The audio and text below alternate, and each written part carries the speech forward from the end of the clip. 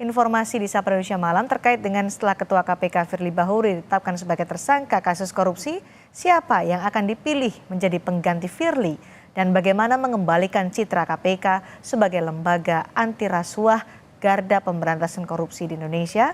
Kita akan bahas bersama Wakil Ketua KPK periode 2015-2019, Laude Muhammad Syarif. Selamat sore Pak Laude. Selamat sore Mbak. Baik, sebagai Wakil Ketua KPK yang lalu tahun 2015 sampai 2019, saya ingin mendengar pendapat Anda soal untuk pertama kalinya Ketua KPK tersangkut kasus pidana, pemerasan pula yang ini berkaitan dengan kasus korupsi. Ya, prihatin sekali, dan keprihatinan itu bukan cuma datangnya dari teman-teman yang dari dalam negeri ya, tapi tadi sebelum mulai acara ini saya terima banyak sekali pesan dari teman-teman komisioner dari lembaga anti korupsi yang lain, yang dari Singapura, dari Malaysia, dari tempat lain gitu, mereka bertanya what really happened in Jakarta seperti itu. Ya terpaksa saya jelaskan. Jadi ini saya pikir sesuatu yang harus kita sesali bersama. Dan akhir setelah ditetapkan jadi tersangka, Istana sudah menyiapkan nih Pak Laude 2 kepres termasuk soal pengganti Firly. Staf sus kepresidenan menyebut bahwa Presiden Jokowi akan menunjuk salah satu pimpinan KPK jadi ketua sementara KPK. Bagaimana ini mekanisme di KPK untuk bisa menunjuk ketua sementara KPK menggantikan Firly Bahuri?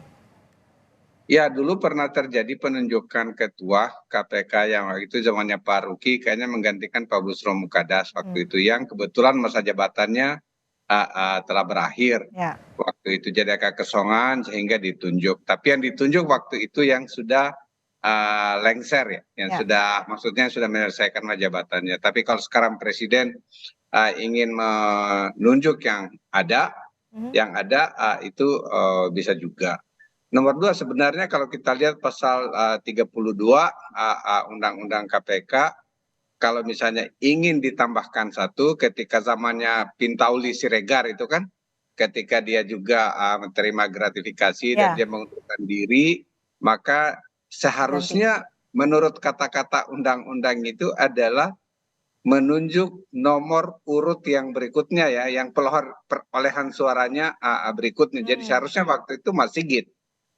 Tapi DPR berpendapat lain sehingga menunjuk Pak Johanis Tanak.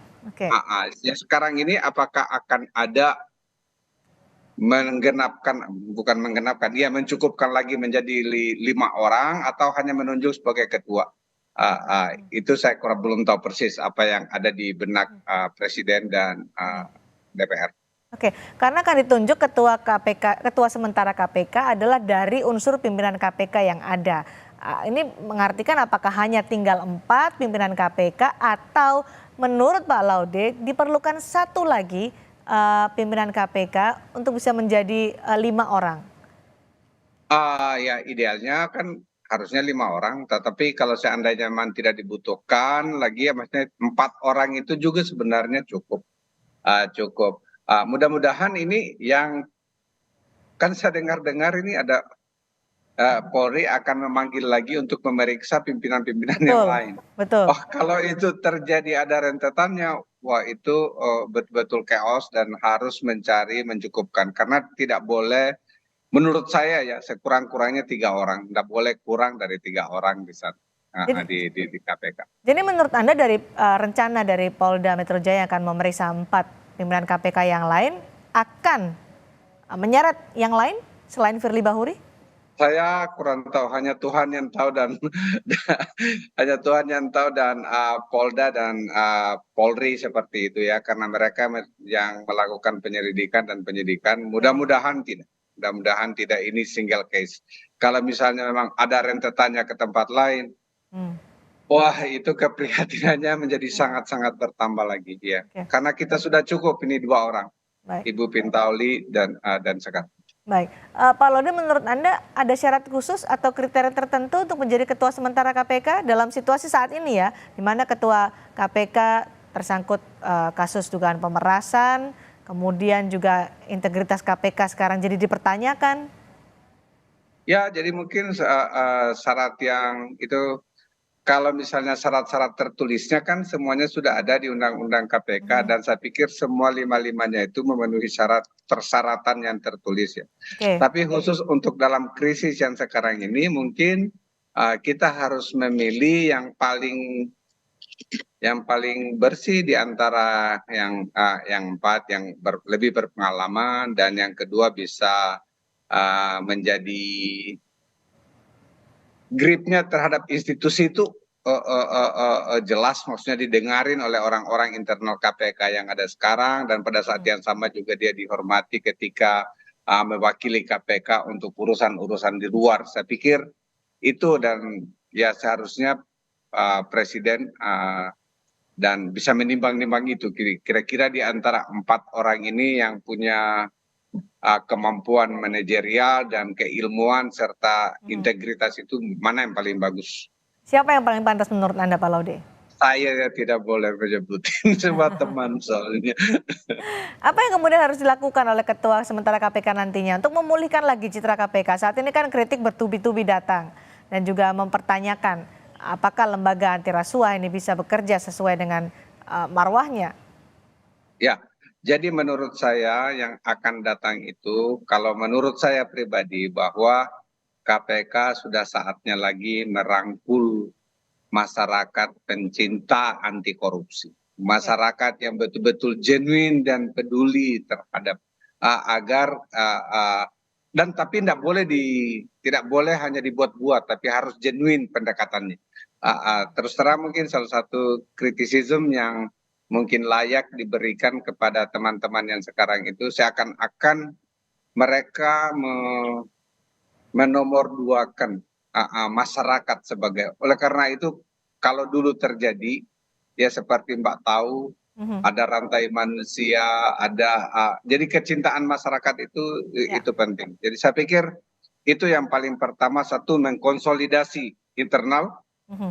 agar tetap bekerja dengan baik dan menghilangkan semua keraguan masyarakat, dan yang Oke. nomor dua tadi, merangkul kembali masyarakat, Baik. tokoh-tokoh masyarakat untuk bisa bersama-sama Mhm. melakukan pencegahan dan pemberantasan korupsi. Konsolidasi internal perlu dikuatkan, tapi kan kita tahu bahwa ada dua sikap yang berbeda dari pimpinan KPK setelah Firly Bahuri tetapkan jadi tersangka. Alexander Marwata dalam keterangan persnya menyatakan tidak malu karena mengedepankan asas praduga tak bersalah. Sementara Nurul Gufron langsung meminta maaf kepada publik karena telah membuat gaduh dan membuat masyarakat meragukan KPK. Apakah nanti akan mempengaruhi ke depannya Ya, jadi sikap-sikap ini? makanya saya pikir sebelum keluar sebaiknya internal itu solid. Tapi soliditas internal itu yang akan bisa memperkuat dan akan meningkatkan kepercayaan masyarakat. Nomor dua, mantan-mantan pimpinan KPK atau yang orang-orang yang pernah bekerja di KPK, insya Allah kalau diminta secara genuine untuk membantu internal, untuk berkonsolidasi, pasti akan. Seharusnya kalau niatnya genuine, niatnya betul-betul asli, jujur gitu, insya Allah banyak yang masih cinta dengan KPK. Beda sikap ini menunjukkan ketidaksolidan pimpinan KPK saat ini.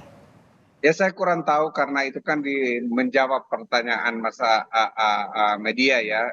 Saya berharap internal mereka solid. Oke, dampak kita juga melihat bahwa tidak hanya ditangani oleh Polda Metro Jaya untuk kasus dugaan pemerasan ya, untuk kasus pidananya, tapi untuk etiknya juga tengah ditangani oleh Dewan Pengawas KPK. Apa yang Anda harapkan dari Dewas setelah Firly Bahuri ditetapkan menjadi tersangka? Ya saya pikir ini seharusnya ya Dewasnya agak terlambat.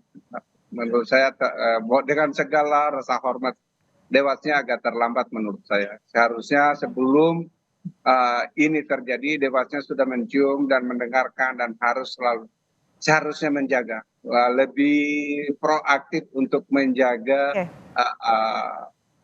ya KPK, menjaga KPK, karena walaupun bagaimana seharusnya informasi yang didapat oleh Dewas itu jauh lebih banyak dibanding informasi yang didapat dari luar.